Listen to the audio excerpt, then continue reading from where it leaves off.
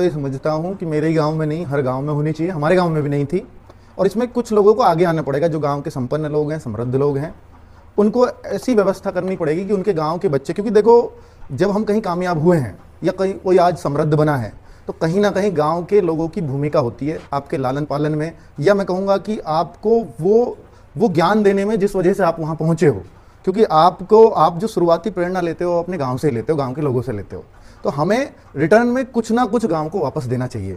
तो मैंने वो एक कर्जा गांव का उतारा है कि भाई ये जो हमारा कोचिंग सेंटर हुआ करता था, मैंने इसको लड़कियों की लाइब्रेरी, निःशुल्क लाइब्रेरी, मेरे गांव की लड़कियां जो अलग अलग कंपटीशन की तैयारी कर रही हैं वो यहाँ आकर के एक शांत माहौल में पढ़ सकें। क्योंकि मैं ये समझता हूँ कि जो गाँव की लड़कियाँ हैं ना, उनकी पढ़ाई कोई बहुत मायने नहीं रखती घर वालों के लिए। लड़कियां घर जो है अपना चूल्हा चौका भी करती हैं गाँव में, आज भी लड़कियां रोटी भी बनाती हैं, लड़कियां उन सब कामों में इन्वॉल्व हैं जो उसकी पढ़ाई से उसको दूर लेके जाएंगे। अब ये इस लाइब्रेरी के बनने से इतना जरूर फायदा हो गया है कि ये जो लड़कियां हैं यहाँ पर सुबह 9 बजे आ जाती हैं, शाम को 6 बजे यहाँ से जाती हैं, तो उनके करीब 8-9 घंटे, और बीच में अपना, क्योंकि गाँव में लाइब्रेरी है तो बीच में अपना खाना पीना खा के आ जाती हैं, थोड़ी बहुत देर के लिए, आधे घंटे में फिर आ जाती हैं। तो उनके 8 से 9 घंटे अपनी पढ़ाई में जा रहे हैं और वो डेडिकेटेडली जा रहे हैं, तो वो जिससे उसको नौकरी लगने में बड़ी हेल्प हो जाएगी। तो मुझे लगता है कि गाँवों में ऐसी लाइब्रेरी अगर लड़कियों के लिए हो जाए तो शानदार हो जाएगा। अच्छा अंकित जी, बहुत महत्वपूर्ण सवाल, ये तो आपके गांव की लाइब्रेरी जी, लेकिन आप जो पुस्तकें हैं देश की लाइब्रेरियों जी,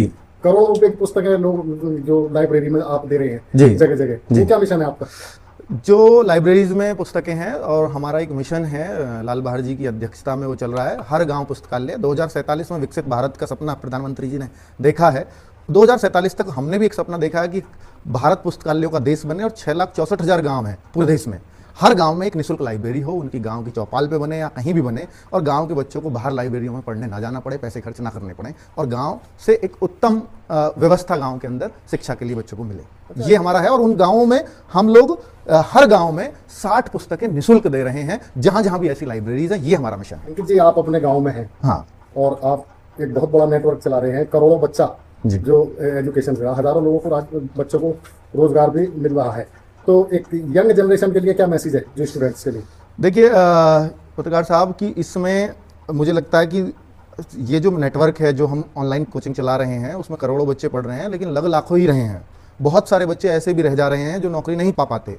तो मेरा उन बच्चों को मैसेज है कि भाई देखो, अगर आपको अपने परिवार में ज़रूरत है वाकई, और आप अपने जीवन के अमूल्य 1 से 2 साल दे सकते हो इधर सरकारी नौकरी के लिए, तो फिर इस फील्ड में आओ। वरना अगर आप आधे अधूरे मन से आओगे तो, और फिर आप ये सोचते हो कि मुझे नौकरी मिल जाए, तो फिर आप अपने 2-3 साल खराब करके यहाँ जाओगे, और फिर वहाँ वापस लौट के जाओगे जहाँ से चले थे। तो 3 साल जो जीवन के सबसे इंपॉर्टेंट होते हैं, वो आपके खराब ना हो, इसलिए यहाँ पर बहुत मन हो और अंदर प्रेरणा हो, और परिवार को जरूरत हो, तो ही सरकारी नौकरी की तैयारी के लिए आए, वरना अपना समय खराब करने यहाँ ना आए। अच्छा अंकित जी, ये बताइए, आप युवाओं को शिक्षा देने के साथ साथ उनको एक दिशा भी देने का काम करते हैं। जी, तो ये जो आपके दिमाग में ये प्रेरणा है, ये कैसे आई और कब से आपने ये मिशन शुरू किया? देखिए, मिशन दरअसल में मेरे पिताजी जो है टीचर हैं दिल्ली गवर्नमेंट में, और अभी तो वो रिटायर हो गए हैं इसी 31 दिसंबर को। तो वहाँ से वो उनका मिशन था कि भाई क्यों ना गांव के, और ये मिशन जो है ऐसा नहीं है कोई भी राष्ट्रीय स्तर पर ऐसे ही पहुँच गया है, इसी गाँव से शुरू हुआ था, और उन्होंने शुरू किया था 2009 में।